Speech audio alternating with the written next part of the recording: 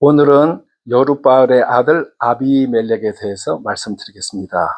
여룻바알이 누구냐 하면은 기드온의 다른 이름입니다. 그게 무슨 뜻이냐 하면은 전에 하나님께서 기드온을 통해서 미디안 백성을 물리치기 전에 기드온에게 나타나셔가지고 바알의 단을 헐고 아셀의 상에 그 조각을 다 찍어서 그것으로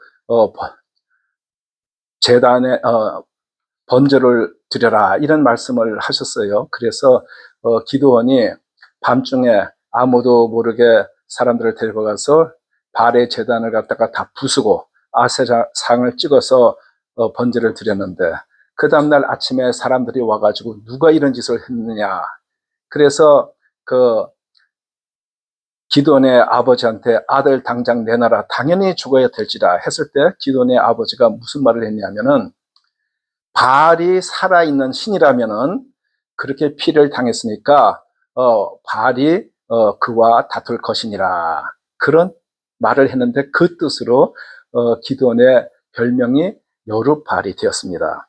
그 기드온이 미디안 백성을 다 치고 이스라엘 백성을 그 압제해서 식민지 상태에서 구원을 했는데, 기드온이 그 후 한 40년 살면서 온 나라가 평온했습니다. 근데 기드온이 나이가 들어서 이제 기드온이 죽었는데, 그 기드온은 참 훌륭한 것이 뭐냐 하면은, 사람들이 당신이 우리 나라를 구원했으니까 당신과 당신의 아들과 당신의 손자가 우리에게 왕이 되라 했을 때 기드온이 나는 왕이 되지 않겠다, 내 아들도 왕이 되지 않겠다, 오로지 여호와께서 나라를 다스리겠다, 참 그런 훌륭한 그 생각을 그때 가지고 있었어요. 지금 현대에 있는 우리들이 참 기억을 할 만한 일이라고 생각합니다.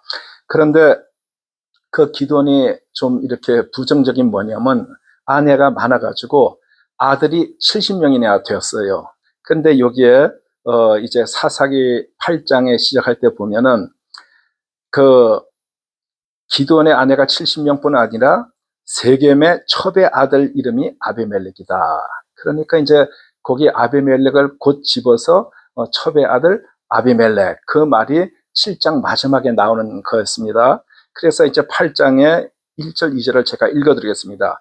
여룻바알의 아들 아비멜렉이 세겜에 가서 그의 어머니의 형제에게 이르러 그들과 그의 외조 집에 온 가족에게 말하여 이르되 청하노니, 이제 무슨 뜻이냐 하면은 여룻바알이 기드온의 다른 이름이라고 했어요. 그 아들 아비멜렉, 그러니까 세겜에 있는 첩의 아들이죠. 그 아비멜렉이 세겜에 가서, 그러니까 자기 외가가 있는 곳에 갔습니다. 그 어머니의 형제에게, 그러니까 외삼촌들 또 뭐 이모도 있겠고 이렇겠죠. 이르러 그들과 그의 외조부의 집에 온 가족에게, 그러니까 외할아버지 집에 온 가족이니까 외갓집 온 가족에게 이르되 청하노니, 이제 부탁을 했어요. 무슨 말을 했냐면은, 너희는 세겜의 모든 사람들의 귀에 말하라. 무슨 말을 하라는 얘기냐? 여룻바알의 아들 70명이 다 너희를 다스림과 한 사람이 너희를 다스림이 어느 것이 너희에게 나으냐? 또 나는 너희의 곤륙임을 기억하라 하니, 그게 1절 2절에 나오는 말씀이에요. 그러니까 그게 무슨 말이냐 하면은, 그 세겜에 있는 모든 사람들한테 얘기를 해가지고 여룻바알의 아들 70명이 다스리는 거 하고, 그리고 한 사람이 다스리는 거 하고 어느 것이 더 나으냐, 그러면서 하는 말이 또 나는 너희와 곤륙임을 기억하라. 뭐 경상도 벌선으로 말하면 내 누구, 우리 다 한 식구 아이가, 그 얘기예요. 70명이 다스린 거하고 한 사람이 다스린 게 어떤 게 더 나냐? 근데 내가 누구냐? 너희 친척 아니냐? 우리 외갓집 친척. 그러니까 그 사람들이 기드온이 부탁한 대로 그 세겜 사람들한테 그 얘기를 다 한 거예요. 그 얘기를 다 하니까 세겜 사람들의 마음이 아비멜렉에게로 기울어져 가지고 바알 신전에서 은 70개를 내어 그에게 주매, 그러니까 은 70개를 갖다 주었다고 하는데, 우선 이 세겜이란 땅이 어떤 때냐 하면은 그 세겜이란 뜻이 어깨란 뜻이에요. 왜 그러냐 하면은 에발산의 하부에 있는 그런 장소였어요. 그 세겜은 그리심산과 에발산의 그 이제 중간에 있는 지역이에요. 그런데 바알 브릿이라는 것은 우리가 별로 들어본 적이 없을 거예요. 주로 바알 신이라고 많이 나왔는데 바알 브릿은 뭐냐? 이 바알 브릿이라는 종교는 지금 이 아비멜렉 때에 말고는 별로 들어본 적이 없습니다. 그래서 그 뭐 여러 가지도 거기에 관한 설명들이 별로 없는데 사람들이 그냥 학자들이 추측하기로는 여호와 하나님을 섬기는 신앙과 바알의 신앙이 혼합된 그런 바알 신에 갇혀온 그런 사입이라고 생각이 듭니다. 거기에서 은 70개를 내어서 아비멜렉에게 주었다. 그러니까 아비멜렉한테 선거 자금으로 쓰라고 이제 70개를 줬죠. 그러면 은 70이면 어느 정도의 양이냐면은 그 은 한 개가 그 당시 뭐 노동이라면 아주 심플했죠. 요새같이 뭐 하이텍이라든가 뭐 그런 고임금, 저임금 이런 거 별 구분 없이 한 사람이 하루 종일 노동하면은 받는 돈이 있는데 4일치, 4일 동안 일하면 주는 것하고 거의 그 가격이 맞습니다. 그러니까 은 한 개다 하면은 4일치의 노임. 그러면 70개를 주었으면 얼마입니까? 4, 7, 280이니까 280일의 노임. 280일이면은 한 사람 앞에 한 달치를 주면은 한 10명을 고용할 수 있는 대략 그런 돈이라고 생각됩니다. 그러니까 그 한 달치를 줬을 때 9명 또는 10명을 갖다 고용한 거 하듯이 이 아비멜렉이 방탕하고 경박한 사람들을 사서, 그러니까 방탕하고 경박한 사람을 고용해서, 그러니까 방탕하고 경박하다 그러면은 우리가 뭐 쉽게 불량배, 깡패, 또 그 중에서도 더 떨어지게 표현한다면 양아치, 그런 사람 9명, 10명 정도를 갖다가 돈 주고서 다 자기 이제 부하로 만들어가지고 어디를 갔냐 하면은 이제 자기를 따라가지고 오브라에 있는 아버지 집으로 가서, 그 오브라가 어디 있습니까? 기드온이 므낫세 지파 사람입니다. 그러니까 므낫세에 물려받은 그 땅에 있는 오브라에 가가지고 자기 형제 70명을 한 바위에서 죽였으되, 그러니까 자기 아버지 기드온의 아들들 아까 70명이라고 말씀드렸잖아요. 그 70명을 그 중에서 이제 한 명은 못 찾았고 다 잡아가지고 한 바위에 다 끌고 와서 바위에서 칼로 목을 쳤든지 뭐 무거운 돌이나 쇠가지고 때렸든지 해가지고 70명을 한 바위에서 다 죽인 거예요. 근데 제일 막내 아들 요담은 숨었으므로, 그러니까 딱 한 사람이 안 죽었어요. 숨었으므로 남으니라. 그러고 나서 세겜이 아비멜렉을 왕으로 삼으니 그 세겜 사람들이 그러고 나서 아비멜렉한테 그래 이제 70명이 다스릴 사람은 다 갔으니까 한 사람 네가 우리의 왕이 되라 해서 왕으로 삼았다는 거예요. 그러니까 이제 이 그 숨었대던 요담이 그 얘기를 듣고 그리심 산 꼭대기로 가서, 그러니까 맞은편 산 꼭대기로 가가지고 비유로 이제 그 사람들한테 외쳐서 얘기했어요.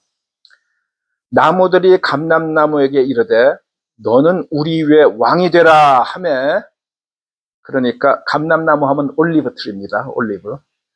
감람나무가 하는 말이 나의 기름은 하나님과 사람을 영화롭게 하나니 내가 어찌 우쭐 대리요 나는 왕이 되지 않겠어. 그런 거예요. 그랬더니 이 무화과 나무한테 가가지고 너는 우리 위에 왕이 되라 이랬더니 무화과 나무가 달고 아름다운 열매를 내 어찌 버리고 우쭐 대리요 나는 왕이 되지 않겠어. 그랬더니 포도나무에게 가가지고 또 너는 우리의 왕이 되라 했더니 하나님과 사람을 기쁘게 하는 포도주를 내 어찌 버리고 우쭐대리요 나는 왕이 되지 않겠어. 그랬어요. 그랬더니 마지막으로 가시나무한테 가가지고 너는 우리 위에 왕이 되라 했더니 가시나무가 무슨 얘기를 했냐면은 가시나무는 나무들에게 내 그늘에 피하라. 그리 아니하면 내 그늘에 피하지 않으면 불이 가시나무에서 나와서 살을 것이니라. 그러니까 이게 이 비유인데 누구 보고 하는 얘기입니까? 아비멜렉의 그 가시나무란 얘기예요. 자기가 내 편 아닌 자는 다 죽이겠다. 그 뜻이잖아요. 그리고 그 다음에 계속 말을 합니다. 거기까지 이제 비우고, 그 다음에 직접적으로 요담이 무슨 얘기를 하냐면은, 우리 아버지가, 누굽니까? 기드온이 죽음을 무릅쓰고 싸워 미디안의 손에서 너희를 건져내셨거늘. 우리 아버지는 너희를 갖다 건져냈는데, 너희들은 그 우리 아버지 기드온의 아들 70명을 한 바위에서 죽이고, 한 바위에서 그냥 다 뭐 기도임도 없이 다 죽였다 이거예요. 그러니까 은혜를 악으로 갚았다 그 얘기입니다. 그리고 아비멜렉이 너희 형제라고 왕으로 삼았도다. 너희가 같은 동양 사람이라고 아비멜렉을 왕으로 삼았다 이거예요. 그래서 저주를 합니다. 뭐를 저주를 하냐면 아비멜렉에게서 불이 나와 세겜과 밀로의 집을 살을 것이요. 세겜과 밀로의 집에서도 불이 나와 아비멜렉을 살을 것이니라. 그렇게 이제 저주를 하고 도망갔어요. 거기 계속 서 있으면 이제 아비멜렉이 저놈 잡아라 하면 가서 잡을 테니까 그렇게 크게 외쳐서 떠들고서 이제 도망갔어요. 그랬는데 그러고 나서 아비멜렉은 세겜의 왕이 돼가지고 자기가 성공한 같이 생각이 됐겠죠. 3년까지는 잘 지내는데 그 후에 어떤 일이 생겼냐면 하나님께서 아비멜렉과 세겜 사이에 악한 영을 보내시네. 그래서 둘이 사이가 벌어졌겠죠. 그러니까 세겜 사람들이 배반했다. 그런 말이 있어요. 이게 이제 어떻게 진행이 되냐면은 갈이란 사람이 자기 그 형제들하고 세겜이란 땅에 왔어요. 그랬는데 세겜 사람들이 이거 사람 괜찮네 하고 그 사람들을 신뢰하게 됐어요. 그랬는데 그 갈이라는 사람이 연회를 베풀다. 그러니까 뭐 잔치를 크게 열고서 그리고 갈이 이제 사람들에게 연설을 하는 거예요. 아비멜렉이 여룻발의 아들이고 지금 그 정권을 잡은 아비멜렉이 여룻발의 아들이고 그 신복은 수불이 아니냐? 그 부하 수불이 있지 않냐? 차라리 세겜의 아버지 하몰의 후손을 섬기지 그러냐? 그거 완전히 비꼬는 말이에요. 거기서 말하는 세겜은 지명 이름이 아니고 옛날에 야곱이 하란 땅에서 나와가지고 이제 자기 아버지에게로 가기 전에 세겜 땅에 이르렀을 때 야곱이 12아들하고 딸 하나가 있었어요. 그 딸 디나가 그 동네 사람들 구경하려고 지금 같으면 이제 뭐 장이 섰는데 나갔던지 이렇게 구경을 나가는데 그때 추장 이름이 세겜이었어요. 그 추장이 이 디나를 강간을 했어요. 그 추장의 아버지는 하몰이라는 사람입니다. 그러니까 세겜 사람의 뭐 이 지배자의 그러니까 옛날 뭐 조상 정도쯤 될 수 있겠죠. 그 사람들이 그 야곱에게 우리 서로 같이 결혼해서 한 가정을 이루자 이랬는데 시몬과 레위가 그 사람들 이제 야곱이 너희들 할례를 받아라 했는데 할례 받아서 고통할 때 시몬 레위 둘이 가서 남자를 다 죽여버렸어요. 그런 적이 있어요. 그러니까 세겜의 아버지 하몰이란 건 누구예요? 결국은 가나안 사람이에요. 같은 족속이 하는 가나안 백성. 차라리 그 사람 섬기는 게 어때? 이러면서 비꾸면서 얘기한 거예요. 그러면서 이 갈이라는 사람이 무슨 말을 하냐면 이 백성이 내 수하에 있었더라면 다시 말해서 너희들이 나를 왕으로 뽑아준다면 내가 아비멜렉을 제거하겠다. 내가 아비멜렉을 제거하였으리라. 그렇게 얘기하니까 이제 그 사람들이 와 갈이 이제 우리의 지도자요 뭐 이럴 때에 거기에서 아비멜렉의 그 이제 뭐 부하라고 살 수 있는 그 스볼이 그 얘기를 듣고 아비멜렉의 소식을 몰래 전했어요. 지금 이 갈이 반란을 일으켜서 이렇게 하니까 성 앞에 매복했다가 아비멜렉이 나오거든 그자를 때려 부시자. 그렇게 한 거예요. 그래서 자기네 계획대로 그렇게 계획을 짜가지고 했을 때 이제 아비멜렉의 성문 앞에 나와가지고 덤벼 하고 싸려고 할 때 이 그 가알을 갖다가 아비멜렉이 이제 이기니까 가알이 자기가 세겜 사람들한테 큰 소리 쳐가지고 너희들이 나를 왕으로 추대하면 내가 다 이 사람을 쳐부시겠다 말은 그냥 뻥뻥 큰 소리를 쳤는데 자기가 수세에 몰리게 되니까 아비멜렉이 도망을 갔어요. 거기에서 자기 살려고. 도망을 가니까 세겜 사람들이 어떻게 됐어요? 그러면 아비멜렉한테 그냥 맞아 죽게 생겼죠. 그래서 거기서 전쟁에서 벌써 많이 죽었어요. 그래가지고 사람들이 어떻게 됐냐면은 그 바알브리 신전의 보르에 다 들어간 거예요. 그 보르라면은 우리가 현대에 쓰지 않는 말이에요. 그 무슨 말이냐 하면은 밀실이란 뜻이에요. 밀실. 그러니까 그 밀실로 들어갔어요. 그랬더니 아비멜렉이 거기 이제 밀실에 들어가서 문 다 잠가놓고 그러니까 거기다 불을 질러버렸어요. 불을 질러가지고 거기에 불에 타가지고 세겜 망대에 있는 사람들 약 1000명이 죽었더라. 1000명이 죽었어요. 그러면 또 망대는 무슨 소리냐? 망대는 뭐 지금 치면 요새 같은 이제 그런 겁니다. 그 세겜 요새에 있는 사람이 1000명이 죽은 거예요. 그러니까 세겜 사람이 이제 벌 받은 거죠. 그랬더니 이 아비멜렉이 세겜은 이제 쳤으니까 그 다음엔 데베스 거기에도 이와 같이 쳐부시자고 데베스 망대 앞에 이르러 거기서도 불 사르려고 하더니 어떤 일이 생겼냐면은 한 여인이 맷돌 윗짝을 아비멜렉의 머리 위에 내려 던져 그의 두개골을 깨트리니 그러니까 맷돌 하면은 요새 사람들은 잘 기억에 안 보시는 사람들이 많을 거예요. 옛날에 맷돌이라면은 이 돌 두 개, 그 돌이 이제 그냥 우들투들 이렇게 좀 틈이 많이 난 거예요. 그러니까 뭐 한라산 같은 데 있는 돌을 가져와서 했는지 하여튼 그 돌이 아래짝 있고 윗돌이 있었는데 그 중간에 빵꾸가 나가지고 거기에다 삶은 콩 같은 걸 집어넣게 되면은 그게 콩이 이제 다 갈려가지고 콩국 해 먹을 수 있도록 그게 쭉 옆으로 나왔어요. 그런 게 맷돌인데 그건 이제 제가 본 한국의 맷돌이고 그리고 그 이스라엘 가나안 땅은 한국보다 훨씬 전이에요. 우리가 생각하는 맷돌은 60년대 중반까지도 제가 맷돌을 봤어요.